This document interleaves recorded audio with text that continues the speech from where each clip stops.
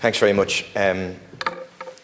Firstly, just want to really thank Charles for that excellent speech, for his campaigning, and all the campaigners he connected to. I mean, it's a rare day in the Dáil that you have a motion that's signed by the entirety of the opposition, and that speaks to the injustice that is being inflicted on people here, but it also speaks to the incredible campaigning that has been taking place for years now.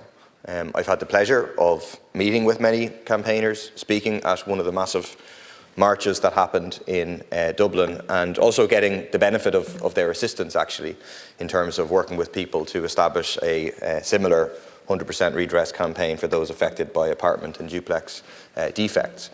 And these campaigners are always generous with their time, with their advice, looking to help others, even though they've got enough problems of their own, as illustrated by Charles there, in terms of what they face when they go home.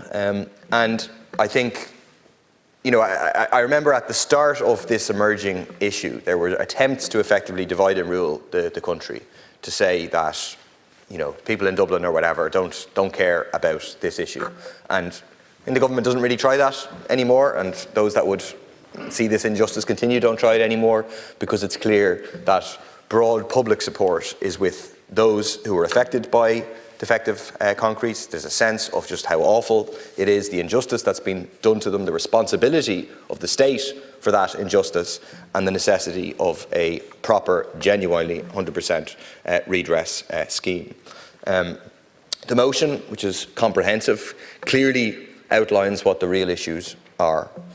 Families forced to wait for years for redress and remediation in crumbling homes, suffering immense emotional, psychological and financial distress, worrying, as Charles just outlined, that their homes may fall down around them, that the ceiling will come down on them, listening out for cracking sounds at night.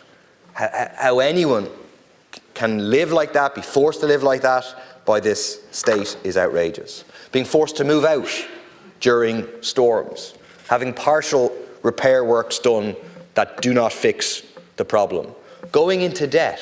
So in this situation, facing this horror day in, day out, and going into debt to fund repairs themselves, then being given the runaround over and over by representatives of the state who are meant to be helping them, but instead who deny, who obfuscate, who gaslight them instead. An elephant in the room here is that it's not just private homes that are affected, of course. Schools, health centres, community buildings, other critical infrastructure have also been built with defective blocks. The government is doing even less about that. And I hope that it doesn't take a tragedy, a total building collapse, to force it to act. Engineers Ireland have confirmed that IS 465 is not fit for purpose. It is scientifically unsound. It arbitrarily excludes many homes with concealed structural failures. So, Minister, why is it still being used?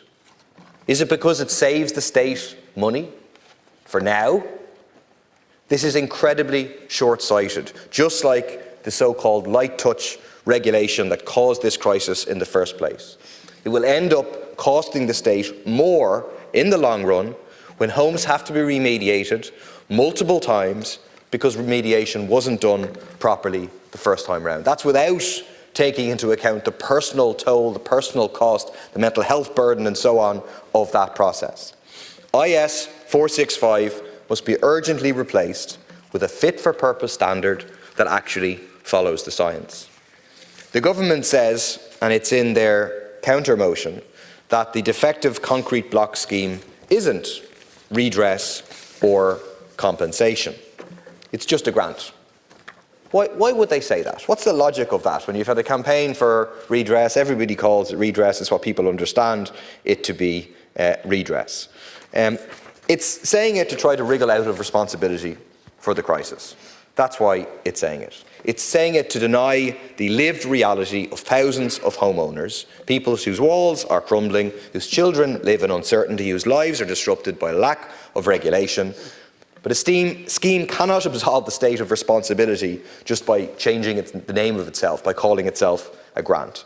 Homeowners know the truth. They will not be gaslit that this is some kind of present, a grant from the state. That kind of language is fooling nobody.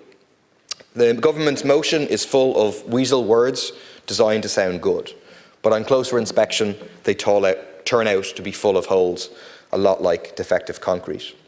It says that homeowners can get grants for 100% of eligible expenditure. Sounds good. And that kind of message is designed for people who are not affected.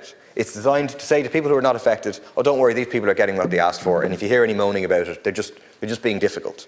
But it's not accurate. It's not true. It turns out that lots of critical expenditure does not qualify as eligible expenditure, and there's an arbitrary cap on the scheme.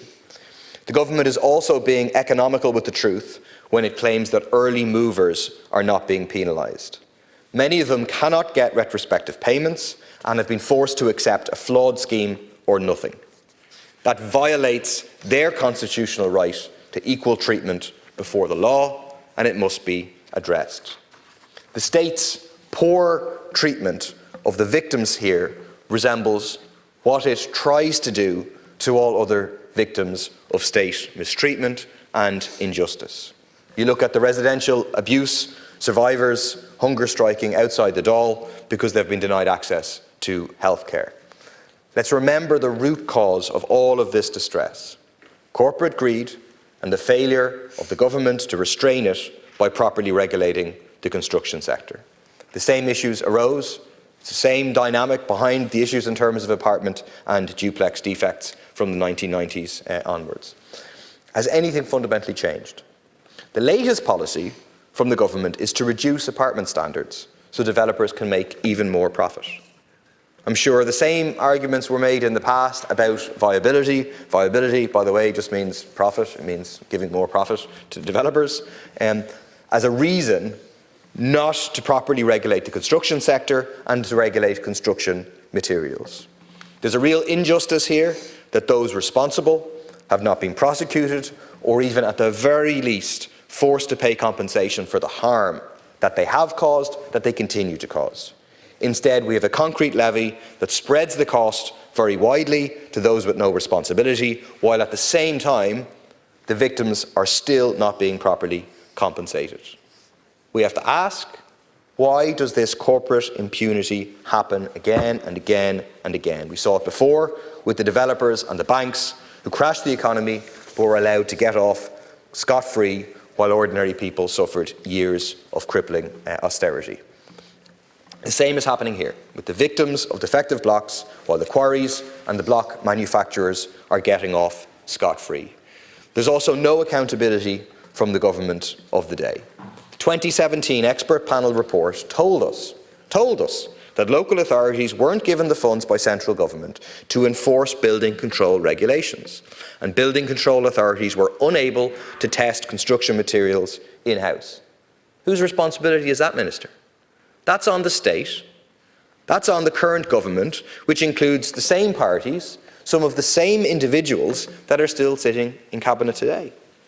Taoiseach Micheál Martin presided over this crisis from the very beginning, is still in there today, trying to limit his government's responsibility for it.